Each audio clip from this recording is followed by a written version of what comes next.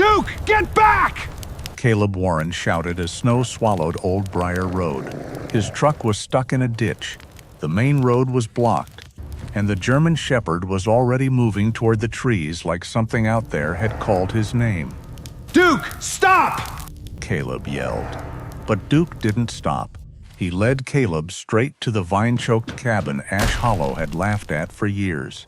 Everyone said Briar House was dead, rotting, useless, forgotten. But Duke climbed the frozen porch and pawed at one loose board until Caleb saw what was hidden beneath it. Ash Hollow thought vines could bury Briar House for good. They didn't know Duke had already found the place that remembered. That morning, before Old Briar Road, before the fallen pine, before Duke stood on that frozen porch as if he had been born to find it, Caleb Warren woke in the rented room behind Miller's tractor shop with the taste of leaving already in his mouth. The room was small, clean, and nearly empty, the kind of place a man could abandon in under 10 minutes if he had practiced not needing much. A single bed sat against the wall. A dented coffee maker rested on a crate because Caleb had never bothered buying a table. 3 cardboard boxes stood near the door, each labeled in black marker with words that made no promises: clothes, tools, papers. His faded army jacket hung from a nail beside Duke's leash. Duke's water bowl sat by the threshold, exactly where the dog could watch both the room and the door. Caleb liked things that way: open view, clear exit, nothing behind him. He moved quietly through the room, folding shirts with a care that did not come from tenderness so much as control. Socks rolled tight, work gloves packed flat, a shaving kit wrapped in an old towel. He owned no framed pictures, no holiday mugs, no souvenirs from the 3 winters he had spent in Ash Hollow. People collected objects when they trusted time to continue. Caleb had never fully trusted that. Outside, the tractor shop coughed awake, its metal doors rattling as someone dragged them open. The sound snapped through Caleb's shoulders before he could stop it. He froze with one hand inside a box, breath held, eyes on the door. Duke lifted his head from the rug. No alarm, no judgment, just watching. After a moment, the dog stood, crossed the room, and pressed his broad head against Caleb's thigh. Caleb let out the breath he had been holding and rubbed the worn fur between Duke's ears. "I know," he murmured, though he was not sure what he knew. At 46, Caleb had become skilled at appearing fine in public. He could fix a porch step, patch a roof, replace a cracked pipe, and shake a man's hand without letting the tremor reach his fingers. He could sit in Mabel's diner with his back to the wall, face the door, and drink coffee while people talked around him. He could smile just enough to be polite and leave before anyone mistook politeness for invitation. Ash Hollow knew him in pieces. Caleb the handyman, Caleb with the shepherd, Caleb who paid cash, Caleb who never raised his voice, Caleb who left before dessert at church suppers and never came to the 4th of July picnic. They knew what he did. They did not know him. Caleb did not blame them. A man who keeps every window curtained cannot resent the town for not seeing inside. Still, after nearly 3 years, the truth had settled over him like dust. He had lived in Ash Hollow without ever arriving. The people were not cruel. Some were kind in the practical New England way, with snow shovels, extra soup, and short sentences. But kindness could not enter where he had locked the door from the inside. He hated being asked, "Are you okay?" Not because the question was wrong, but because the answer had too many rooms. There was the room where he slept lightly and woke before dawn, the room where metal striking concrete turned his blood cold, the room where a friendly hand on his shoulder made him step away too fast, the room where he could work all day among people and still feel as if he were standing outside a window, watching life happen to someone else. So he answered the way men like him often do. "I'm good, can't complain, still working, Still working was the closest thing to prayer he had left. Duke never asked. Duke simply existed beside him, steady as a post in deep snow.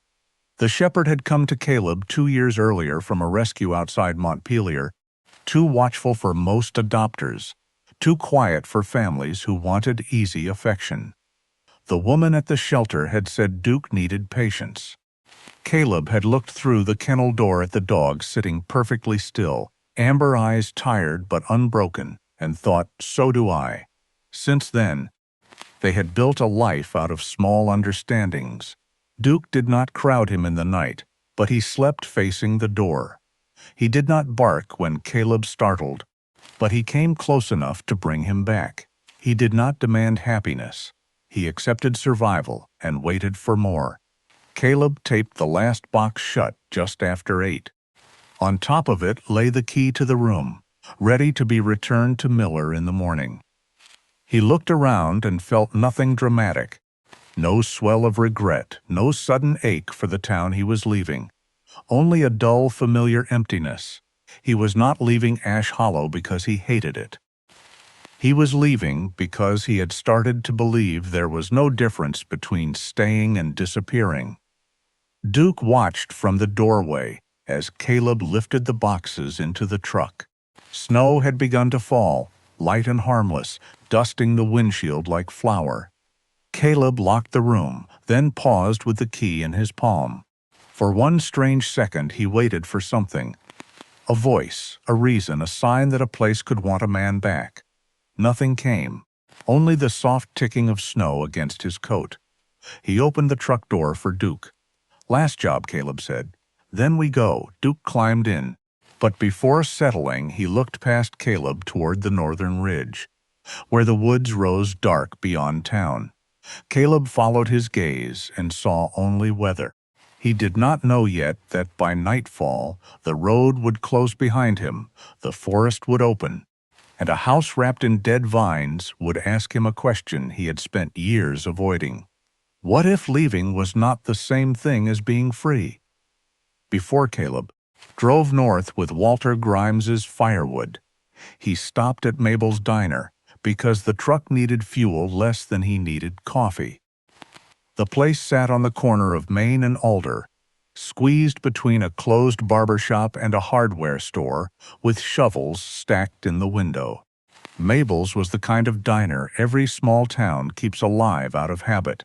Red vinyl stools split at the seams, chrome napkin holders polished by 1,000 elbows, pie cooling under glass, and a bell above the door that announced every entrance like gossip. When Caleb stepped inside, warm air hit his face, carrying the smell of bacon grease, burnt toast, black coffee, and wet wool. Conversation moved easily until people noticed him. Then it changed shape, not stopping exactly, just lowering itself by one careful inch. Caleb felt it the way Duke felt weather. The German shepherd walked beside his leg, calm and silent, his paws leaving small, dark prints on the mat. "Morning, Caleb," Mabel called from behind the counter. She was in her 60s, narrow-shouldered, silver-haired, with a voice that could soften a hard day without trying. "Usual?" Caleb nodded. "Black coffee. To go." He chose the far end of the counter while he waited, back to the wall, eyes on the room, because old habits did not care whether a man was in a diner or a desert. Duke sat at his boot, gaze steady, ears relaxed but listening. At the big table near the window, 4 local men were talking about the storm rolling in over the ridge. Graham Pike did most of the talking. He owned Pike Lumber and Supply, wore his feed cap indoors, and laughed with the confidence of a man who had never wondered whether the room would make space for him. "Road crews say North Pass will be ugly by 4, Graham said, stirring sugar into coffee he barely drank. "Anybody with sense stays off the old routes." One of the men glanced over. "Caleb, you hauling today?" Caleb could have pretended not to hear. Instead he said, "Load of maple for Walter Grimes." "Walter?" Graham looked up. "That's past the ridge, I know. You taking County 12? If it holds. And if it don't?" Caleb reached for the paper cup Mabel set down. Old Briar might cut me back south. The diner paused only for a second. The grill hissed. A spoon clicked against a mug. Outside, snow began to feather against the window. Then Graham laughed. Not loudly at first, just a short bark through his nose. Old Briar? That road doesn't lead anywhere but rot. The men at the table smiled because smiles were easier than silence. Another man, red-faced and broad through the shoulders, leaned back in his chair. You'll pass Briar House if you're unlucky. Place is nothing but vines holding hands around a corpse. That got a better laugh. Some jokes had a way of finding the softest place in a man and pressing there. Not cruel enough for anyone to feel guilty. Not kind enough to leave no mark.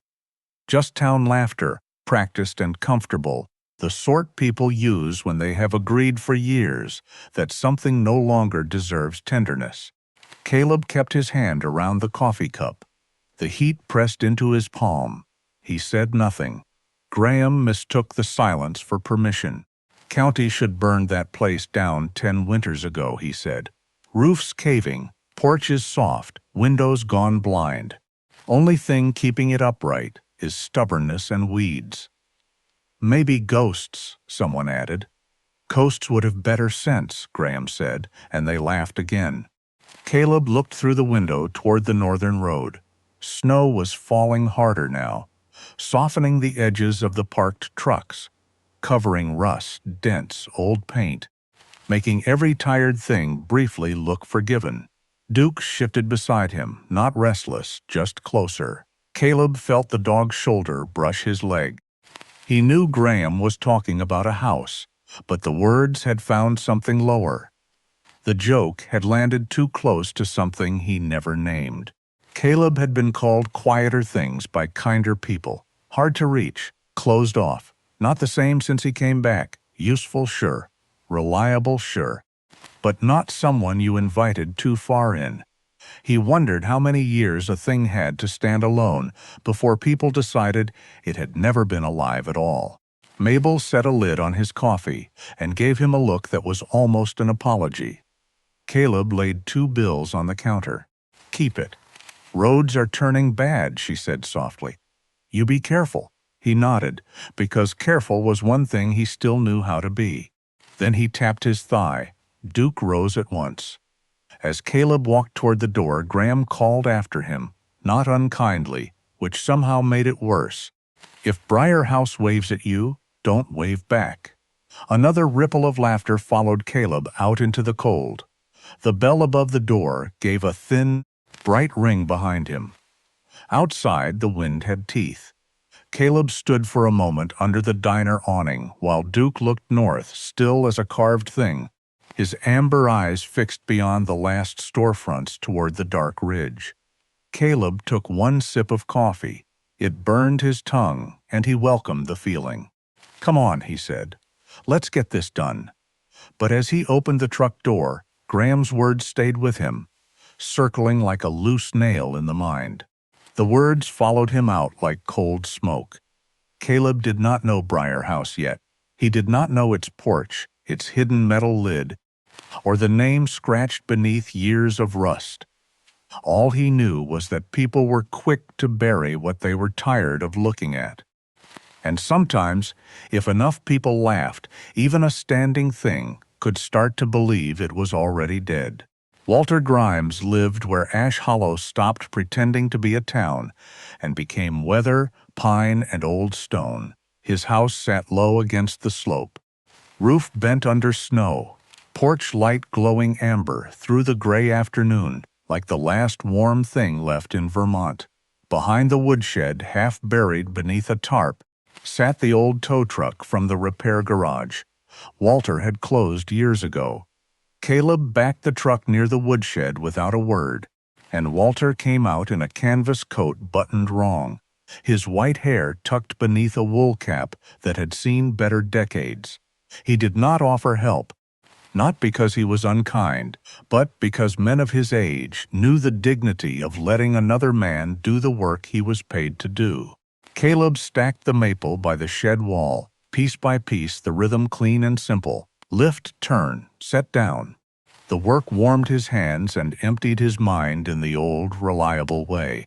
Duke waited near the porch steps, sitting tall, nose tipped toward the northern trees, as if the forest had whispered his name, and he was deciding whether to answer. Walter noticed. Old men noticed dogs first, sometimes because dogs still tell the truth. "That shepherd's hearing something," he said. Caleb glanced over. Duke had not moved, but his ears were forward, his body quiet in the snow. "He hears plenty," Caleb said. Walter gave a soft sound that was not quite a laugh. When the last log was stacked, he folded 2 20s into Caleb's palm and pressed a metal thermos against his chest. "Coffee," he said. "Road home won't be friendly." Caleb nodded. "Appreciate it." Walter looked past him toward the road, where snow was thickening into a pale curtain. "If the main road closes, don't take Old Briar unless you're ready to meet what people forgot." Caleb looked at him, trying to decide whether the warning was serious, or just the kind of sentence lonely men gave themselves permission to say after too many winters. Walter's face offered no explanation, only tired eyes. Only a hand resting on the porch rail as if the rail were holding him up and not the other way around. "That road still go through?" Caleb asked. "Depends what you mean by through." Caleb almost smiled. "Almost. I mean, does it reach County 12? Walter looked at Duke again. "It reaches what it reaches." The words stayed with Caleb longer than he wanted them to. By the time he pulled away, daylight was already thinning. The truck heater pushed lukewarm air against the windshield. Duke sat rigid in the passenger seat, not anxious, not restless, just too still. Caleb knew that stillness.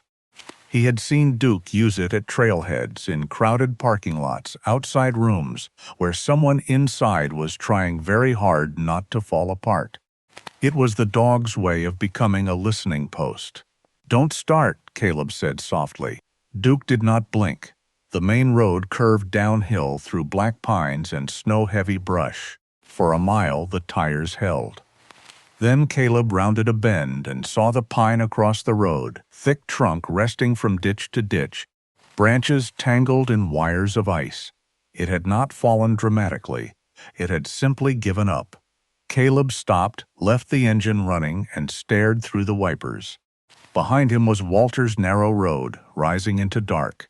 Ahead was blocked. The sky was closing fast. He thought of reversing 2 miles in worsening snow. He thought of the boxes in the truck, the room key in his pocket, the morning he had promised himself. Then he looked left. Old Briar Road waited under a crust of white, marked by a leaning sign so faded it seemed less painted than remembered. Caleb sat there long enough for the heater fan to sound loud in the cab. "We go slow," he said at last, though it felt less like a decision than a surrender. The truck turned onto Old Briar, and almost immediately the world narrowed. The road was not a road so much as a scar the forest had tried to heal over. Snow filled the ruts. Frost silvered the dead weeds along the shoulders. Rotting fence posts leaned at strange angles, their wire swallowed by vines. Here and there, wooden markers stuck out of the drifts, blackened and split, pointing nowhere anyone still cared to go. The pines grew close enough to scrape the truck doors with dry fingernail whispers. Every few yards, Caleb saw dead vine looped from branch to branch, stiff as old rope, making the woods look tied together by hands that had forgotten how to let go. Snow did something strange to that road. It made the ruin beautiful and the beauty feel buried, clean and grave-like all at once. Duke sat straighter with every turn. His breathing slowed, his eyes fixed ahead, then right, then deeper right, beyond the reach of the headlights. Caleb felt the old prickle between his shoulders, the body's warning before the mind had evidence. "It's just a road," he murmured. But the words sounded thin inside the cab. The deeper they went, the more Caleb felt that he was not driving toward a place. He was being drawn. Not pulled hard, not forced. Just invited by something patient enough to wait out years. The truck climbed a small rise, dipped into a hollow, and the rear tires lost the buried track. Caleb corrected gently, but the snow hid the ditch until the truck found it. The right side dropped with a heavy, muffled thud. The engine groaned. The wheels spun once, twice, then dug themselves deeper. Caleb stopped trying. For a moment he sat with both hands on the wheel, jaw tight, listening to the wind move through the trees.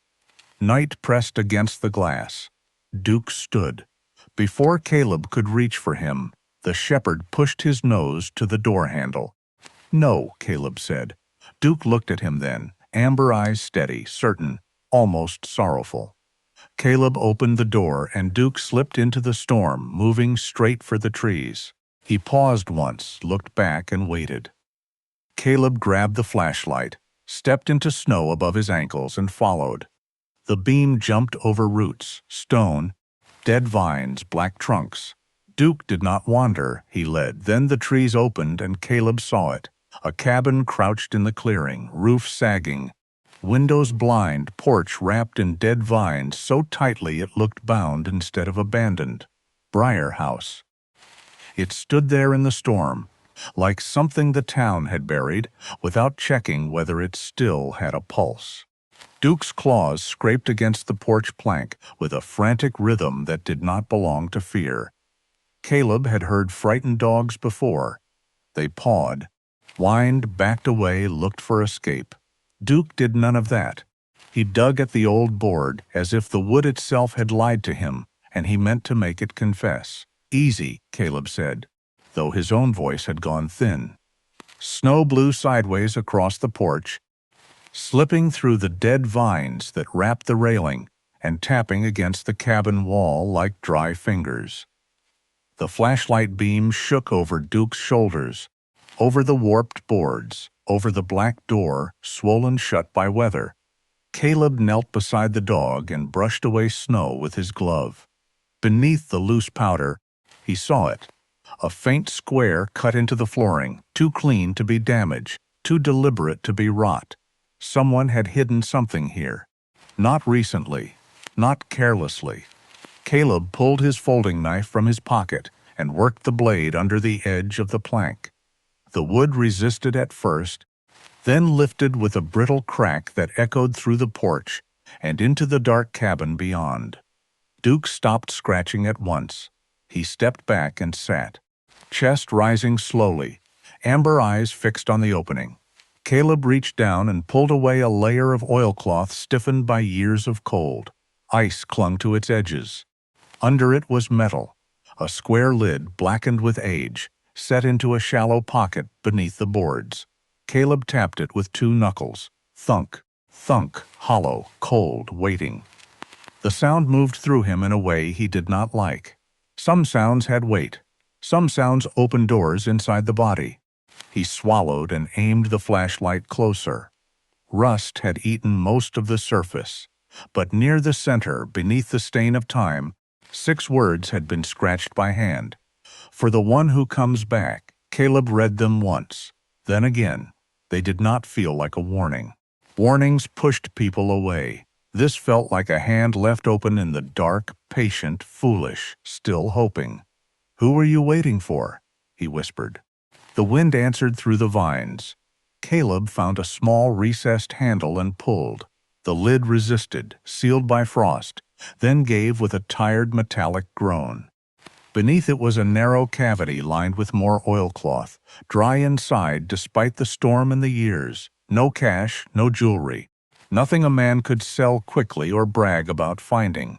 There was only a dented tin box, a brass key dark with tarnish, an old photograph curled at the corners, a bundle of letters tied with faded blue string, and a leather-bound notebook swollen slightly from damp. Paper, ink, memory. Caleb stared down at it all, with a discomfort sharper than curiosity. He had worked in empty houses before, found forgotten things in drawers and closets, wedding invitations, unpaid bills, recipe cards, gloves without mates. He always placed them aside if they looked personal. A man had no right to rummage through another life, just because time had left the door unlocked. He reached for the metal lid, meaning to close it again. Then Duke lowered himself beside the tin box and did not move. "Don't look at me like that," Caleb said. Duke looked at him exactly like that. Calm, steady, certain. Caleb exhaled a small white cloud in the cold air. "You really think this is why we're here?" The dog blinked once. That was all. Caleb removed the bundle of letters with careful hands. The blue string nearly broke when he touched it. The top envelope had yellowed, but the handwriting was still clear, slanted and graceful, in a way that made him think of someone trying to stay composed, while her heart worked against her. The name on the front read, Arthur Bell. No postmark marked the top envelope, though several beneath it carried faint return stamps blurred by years of damp. In the corner, written smaller, was another name, Nora Whitcomb. Caleb turned the envelope over. The flap had never been sealed. He should not read it. He knew that. He also knew Duke had not led him through a snowstorm to admire old stationery. Caleb slipped the page free. The date at the top read January 18, 2014. He hesitated, then let the flashlight fall over the first line. "Arthur, if this letter reaches you, then maybe the house still has one honest thing left inside it." Caleb went still. Not because he understood, but because he could feel the hurt inside the sentence. Quiet and disciplined, the way some people folded grief until it fit inside ordinary words.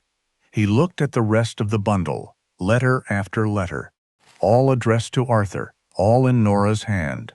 Some returned, some never sent, none delivered. The cabin creaked softly around him, and Caleb suddenly felt less like he had found a secret than stepped into the middle of a conversation, interrupted 12 winters ago. He did not know Nora Whitcomb. He did not know Arthur Bell. But he knew one thing with a certainty that settled cold and heavy in his chest. Whoever these words were meant for had never heard them. Caleb did not read the letters the way a curious man reads a secret. He read them the way a tired man steps into a room where someone has been crying and tries not to make the floorboards speak. The first page trembled lightly in the wind, slipping through the porch vines. So he folded himself closer to the opening beneath the floor, shielding the paper with his coat while Duke sat beside the tin box, still as a stone marker. The handwriting belonged to someone careful. Each line leaned forward, restrained but alive, as if Nora Whitcomb had been trying to keep her heart from spilling too far across the page. Caleb read 3 sentences, then stopped. He looked away toward the trees. He had no right. That thought came sharp and immediate. But another thought followed, quieter and harder to ignore if no one read them. Then whatever truth had been folded into these pages would stay buried under a dead porch until the roof finally gave in and the snow finished what time had started. So Caleb read a little more. Not everything, never greedily. Only enough to understand the shape of the wound. Nora wrote of boards Arthur had planed by hand, of a porch rail he refused to replace, because he said old wood deserved a chance if its heart was still sound. She wrote of winter mornings when the cabin smelled of coffee, cedar shavings, and rain caught in wool coats. She wrote of an idea they had made together, not the kind that sounded impressive in a town meeting, not the kind that made money, not the kind that needed brochures or polished signs. Briar House, they had decided, would become the Quiet Porch, a place for people who had nowhere soft to land, a place with coffee kept warm on the stove, old books on a shelf, extra blankets folded by the window, and 2 chairs on the porch facing the pines. No questions at the door. No pity, no advice unless someone asked for it. Just a dry roof, a quiet room, and the dignity of being allowed to sit in silence without making anyone uncomfortable. Caleb's throat tightened before he knew why. He shifted the flashlight and read another line, one written in blue ink, pressed harder than the rest. Not every lonely person needs advice. Some just need a chair beside a window and someone who doesn't rush them. He sat back on his heels. The words should have belonged to Nora and Arthur, to whoever they had been in 2014, before whatever broke between them broke. But they reached out of the paper and found Caleb anyway. He thought of all the times people had tried to fix him with sentences. You should get out more. You should talk to somebody. You should move on. You should be grateful. He knew most of them meant well. That was part of the trouble. Well-meaning hands could still press too hard on a bruise. Duke lowered his head onto his paws, but his eyes remained open. Caleb turned the next envelope over and found a photograph tucked behind the folded page. Time had curled the edges, and damp had softened one corner, but the image was clear enough. A younger Nora stood on the porch of Briar House in a green coat, one hand resting on the railing. Beside her stood a man with gray beginning at his temples, broad hands, and the shy, sideways smile of someone unused to being photographed but willing, because the person holding the camera had asked. Arthur Bell, Caleb guessed. Behind them, Briar House looked different. Not new, never that, but alive. The windows caught sunlight. The porch stood level. A wind chime hung near the door, made from old silver spoons. And beside the steps, climbing toward the railing, was a wild rosebush, thin and stubborn, with small pale blooms open to the summer air. Caleb turned the photograph over. Written on the back in the same careful hand were the words, "When the porch is quiet, we'll begin again." He read them twice. The storm seemed to soften around him, or maybe the cabin had simply pulled him farther inside its old breath. Caleb looked past the porch railing into the tangle of dead vines and snow. At first he saw nothing but knots, thorns, and ice. Then his flashlight caught a narrow curve beneath the frozen brush near the steps, a cane dark and thin, another beside it. Not vine, not deadfall. Rosewood. Caleb leaned closer, brushing snow away with his glove. Under the brittle gray tangle, something green lived close to the root, small, almost hidden. But there, Duke lifted his head as if he had known all along. Caleb stared at that stubborn thread of green, and for the first time since finding the metal lid, he felt the secret change shape. This was not about a box under a porch. It was not about old paper. Briar House had once been a promise to Arthur, a promise to Nora, maybe to people neither of them had met yet. And somehow that promise had been left here to freeze, wrapped in vines, laughed at by a town that never thought to ask what it had been before it fell apart. Caleb gathered the letters carefully and placed them back in the tin. His fingers lingered on the photograph. "What happened here?" he whispered. Duke gave no answer. The cabin only creaked in the wind, holding its silence like a person not yet ready to speak. By morning, the storm had thinned into a pale, tired snow that drifted down without conviction, as if even winter had exhausted itself. Caleb slept less than 2 hours in the truck, wrapped in an old blanket with Duke curled against the passenger door, the tin box resting on the floorboard between them like a small, stubborn heartbeat. Just after dawn, Walter Grimes came up Old Briar Road in the rust-red tow truck he had kept from the repair garage he once ran, a machine that looked older than both of them and twice as unwilling to quit. He did not ask why Caleb's boots were soaked, why Duke kept looking toward the trees, or why Caleb carried an old tin box under one arm as if it weighed more than metal and paper had any right to. Walter only hooked the chain to the truck frame, pulled Caleb out of the ditch, and said, "Road gave you something, didn't it?" Caleb looked at him. Walter's face was unreadable beneath his wool cap. "Maybe," Caleb said. "Then don't treat it like trash, that was all." By 9, Caleb was back in Ash Hollow, driving slowly through streets scraped open by plows. The town looked innocent in fresh snow. White rooftops, wreaths on doors, smoke rising from chimneys. Mabel's diner glowing at the corner, like nothing unkind had ever been said there. Caleb parked outside the municipal building, a brick square with green shutters and a flag that snapped stiffly in the wind. Duke stayed close to his leg as they climbed the steps. Inside, the building smelled of old paper, floor wax, and coffee left too long on a burner. The records office sat at the end of a narrow hall, behind a frosted glass door that read Ruth Mallory, town clerk. Ruth looked up when Caleb entered. She was in her early 60s, neat as a folded letter, with gray hair pinned at the back of her head and reading glasses hanging from a chain. "Can I help you?" she asked. Caleb placed the tin box on the counter. "I need to ask about Briar House." Ruth's hand stopped halfway to a file stamp. Something passed across her face, too quick to name. Weariness, maybe. Or the irritation of a person watching an old problem crawl back through the door wearing new snow. "That place again," she said.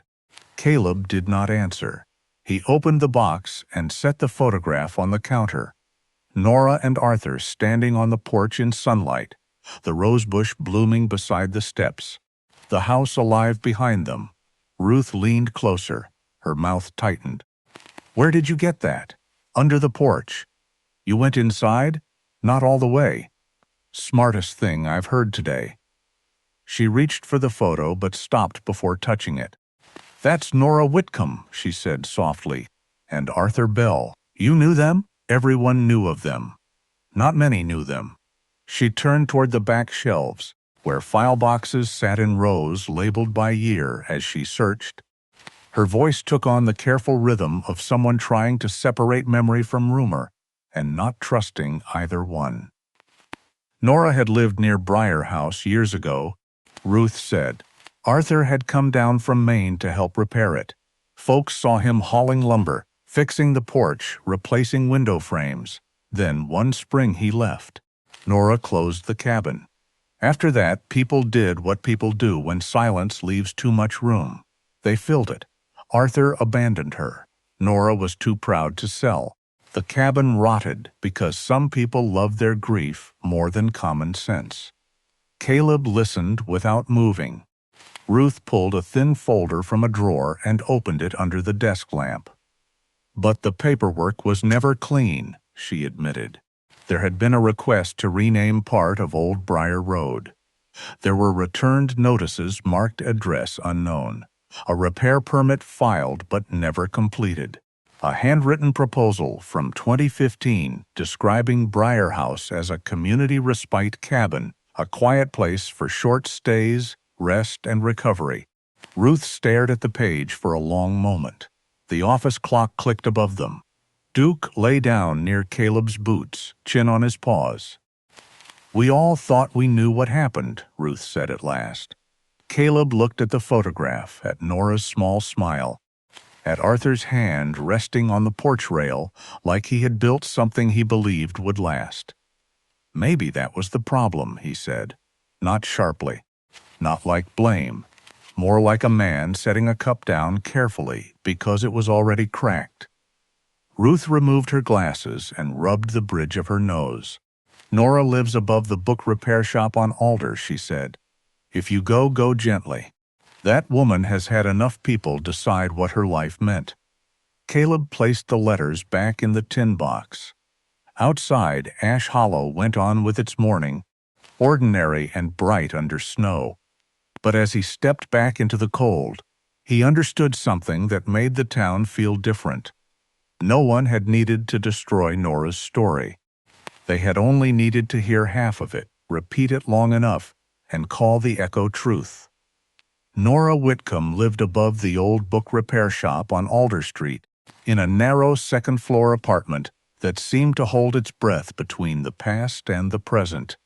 The shop below had no bright sign, no cheerful display, only a hand-painted board in the window that read Whitcomb Book and Binding in faded navy letters.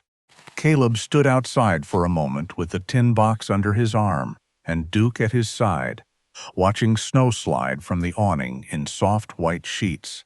He had fixed broken things all his life: gates, engines, rooflines, porch steps, fence posts split by frost. But this felt different. A loose hinge did not look back at you. A cracked pipe did not ask whether you had the right to touch it. He climbed the stairs slowly. Each step creaked beneath his boots, and the smell changed as he rose. Less street salt and cold air, more paper, glue, old wood, black tea, and the faint sweetness of dust warmed by a radiator. At the top, a door stood half open. Caleb knocked on the frame. "Mrs. Whitcomb?" A woman's voice answered from inside, calm but guarded.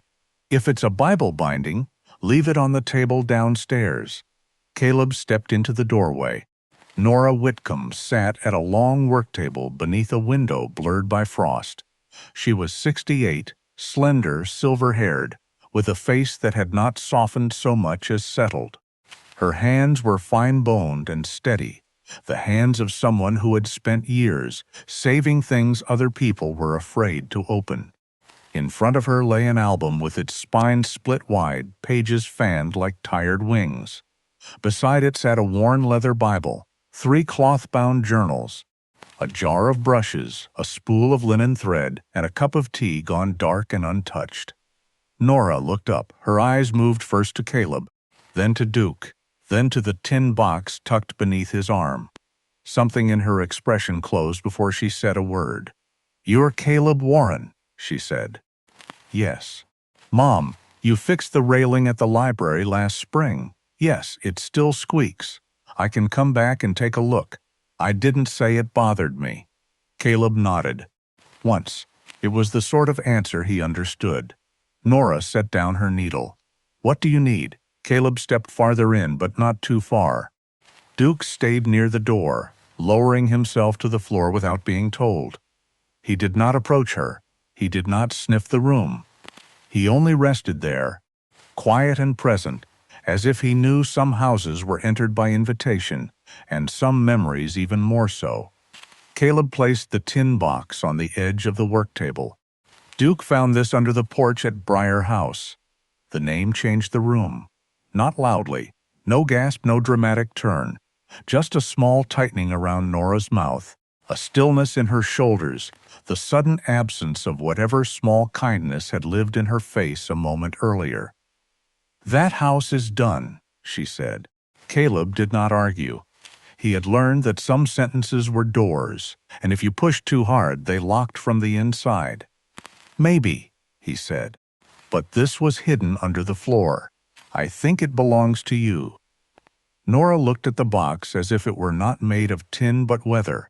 Years and one unanswered question too many. She did not touch it. "People in this town have a bad habit of bringing me things they think I should want. I'm not asking you to want it. Then why bring it?"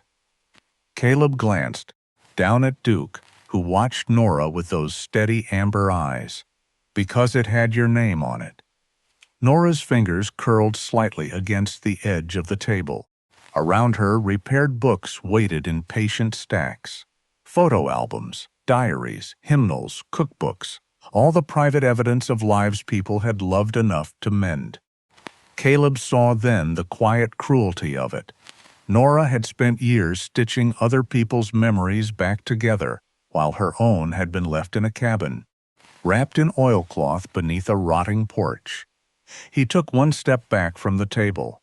"You don't have to open it," he said. "You don't have to tell me anything.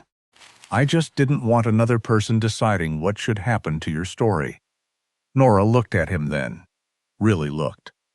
Not at the coat, not at the work boots, not at the man Ash Hollow called useful and quiet, but at the part of him that knew what it meant to have other people summarize a wound because the full version made them uncomfortable.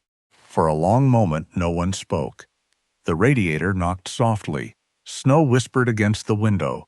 Duke lowered his head onto his paws. Nora reached for the box. Her hand was steady until she lifted the lid. Then it trembled. Caleb looked away, giving her the small mercy of privacy in her own room. He heard paper shift, a thin intake of breath. Then Nora said, so quietly the words almost disappeared into the old wood, "I wrote this the winter he left." Caleb turned back. She held the first letter between both hands. Her eyes were fixed on the date, but Caleb could tell she was not seeing ink anymore. She was seeing a younger version of herself at a table in Briar House, writing to a man she still believed would answer. "Arthur Bell?" Caleb asked. Nora nodded once. The motion seemed to cost her. "Arthur never saw these." "Did he?" Caleb said, careful as a man crossing ice. Nora did not answer. She lowered herself into the chair as if her knees had forgotten their purpose. The letter rested in her lap, and her thumb moved over the page, not reading now, only touching the place where hope had once been folded and put away. Outside, a truck passed on Alder Street, tires hissing through slush, ordinary life moving on with its usual indifference. Inside, Nora Whitcomb sat surrounded by books she had saved for strangers, holding the proof that her own story might have been broken, not by abandonment, but by silence that was never chosen. Nora did not agree to return to Briar House quickly. She sat with the letters for nearly half an hour, the tin box open on her work table, her tea cold beside the broken-spined album, while Caleb stood near the window, pretending not to watch her hands.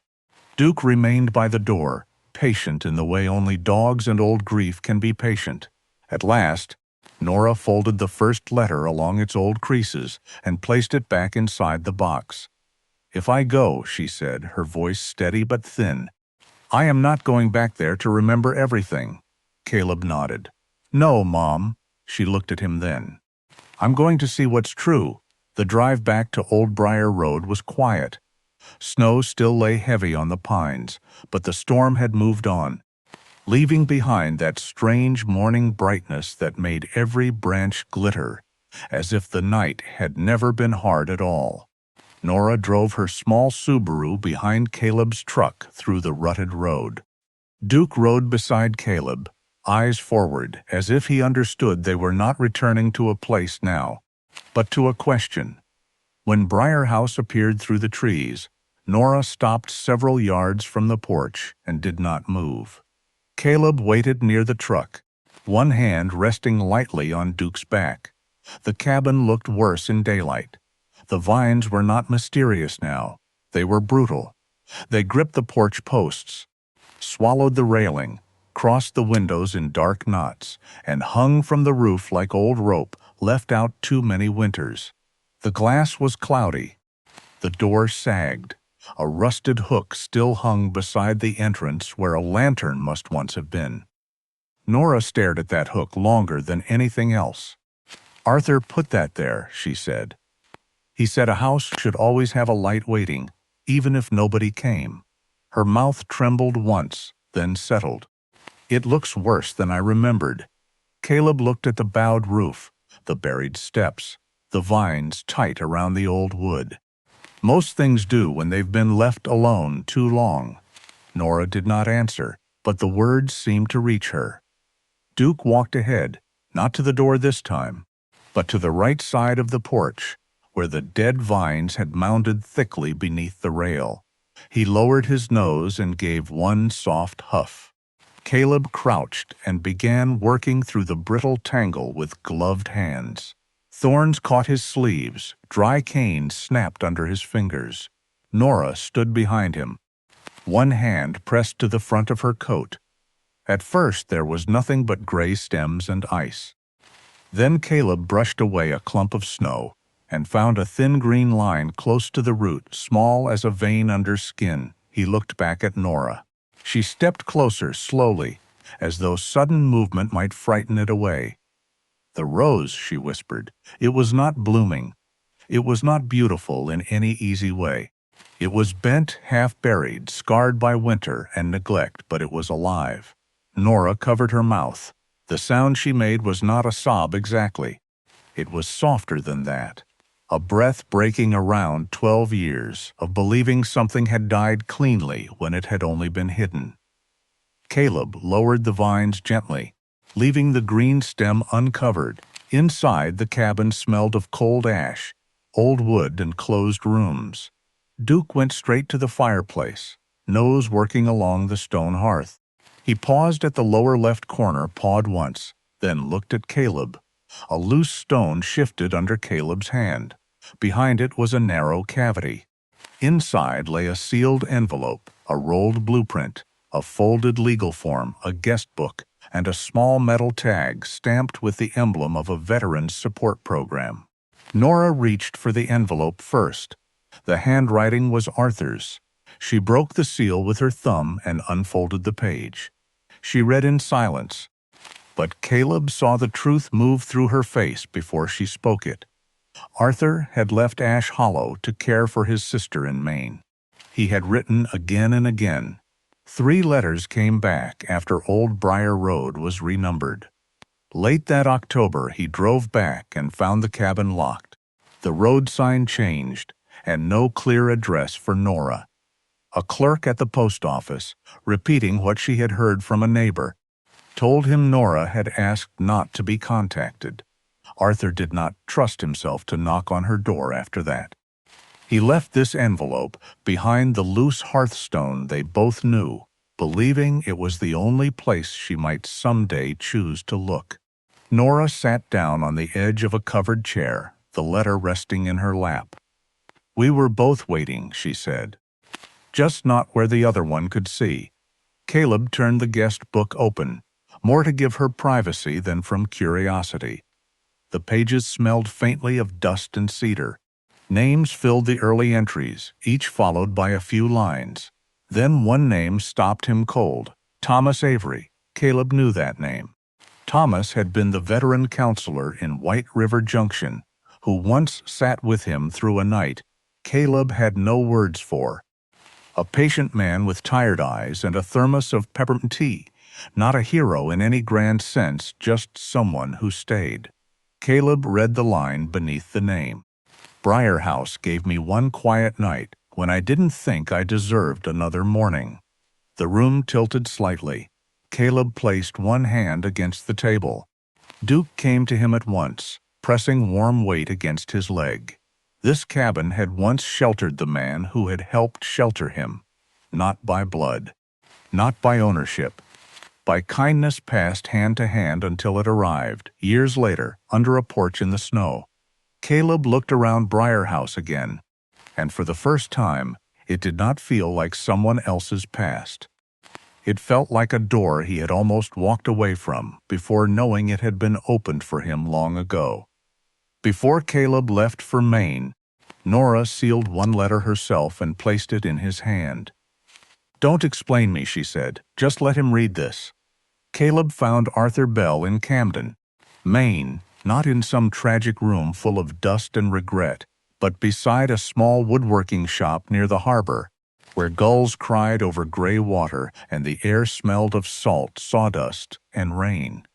Arthur was 71, tall but slightly bent through the shoulders, with silver hair combed back from a weathered face and hands that looked as if they had spent a lifetime asking wood to become useful again. He was planing the edge of a chair seat when Caleb stepped inside with Duke at his side and Nora's letter tucked inside his coat. Arthur looked up, polite at first, then guarded, the way older men become when a stranger arrives, carrying something invisible but heavy. Caleb did not tell the whole story at once. He only placed the envelope on the workbench, Nora's handwriting facing up. Arthur stared at it. The plane slipped from his hand and came to rest against the wood with a soft knock. He did not open the letter, not right away. He laid his palm over the name as if checking whether it was warm. "I waited for that handwriting longer than I waited for spring," he said. His voice did not break, but it thinned at the edges. Caleb looked away, giving him the dignity of not being watched too closely. Duke sat near the door, calm as a shadow, When Arthur finally read the letter, the shop seemed to grow quieter around him. Outside, the harbor bell rang once in the fog. Inside, 12 years began to loosen their grip. 2 days later, Arthur returned to Ash Hollow. He rode with Caleb in the truck, one small suitcase at his feet, his old toolbox in the bed under a tarp. He asked very little on the drive. Once near the Vermont line, Arthur asked, "Does she know I'm coming?" Caleb said, "She knows what was found. She said the rest is yours to say." Arthur nodded, and that was enough. Briar House waited under a pale winter sky, still crooked, still scarred, still wrapped in cut vines that clung to the porch like memories reluctant to fall away. Nora stood beside the wild rosebush, the green stem uncovered now, small and stubborn against the snow. She wore a dark wool coat and held Arthur's letter folded in both hands. When Arthur stepped from the truck, he did not rush. He crossed the clearing slowly, carefully, as if moving too fast might make the house, the woman, the whole impossible mercy vanish. Nora watched him come. No one spoke until he reached the bottom step. The silence was not empty. It was crowded with all the words that had failed to arrive. Arthur looked at the door, then at Nora. "I thought you closed the door," he said. Nora's mouth trembled once. "I thought you never came back, that was all. No grand speech, no sweeping embrace. Just two people standing before an old cabin, letting one small truth break what years of guessing had built between them." Caleb stood back with Duke, one hand resting in the dog's thick fur. He had opened the gate, but this was not his field to cross first. In the weeks that followed, no one called it a miracle. That would have made it too easy. Ruth Mallory helped untangle the records and found Nora's old ownership filing, Arthur's unsigned donation form, and enough county paperwork to keep Briar House from being listed as abandoned. Arthur repaired the porch, replacing only what could not be saved. Nora sewed curtains from soft blue fabric and restored the guest book page by page. Caleb braced the floor, patched the roof, cleared the chimney, and cut back the vines without stripping the house bare. Duke lay by the front door, as if he had always been the keeper of that threshold. On the third Saturday, Graham Pike came up Old Briar Road with cedar boards stacked in the back of his truck. He did not apologize loudly. Men like Graham rarely did. He only set the lumber beside the porch, looked at the sign and said, "Figured the old place could use boards that won't give up." It took permits, inspections, donated lumber, and more patience than any of them expected. Slowly, Briar House became the quiet porch again, not fancy, not polished, just warm. A stove that held coffee, shelves of old books, wool blankets folded by the window, 2 chairs facing the trees, a notebook on the table for anyone who needed to leave a sentence behind. Caleb did not buy the cabin. He did not own a board, a nail, or a key that was his alone. But spring came slowly to Old Briar Road, and he kept coming back. The key to his rented room stayed in his coat pocket for 3 more weeks before he finally told Miller he might need the place a little longer. One morning, as snow melted from the steps, Nora stopped him from tearing out the last dead vines near the rail. "Leave some of it," she said. "It reminds the house what it survived." Caleb sat on the porch while Arthur hung the old wooden sign above the door. "The Quiet Porch, a place to be." Treated gently.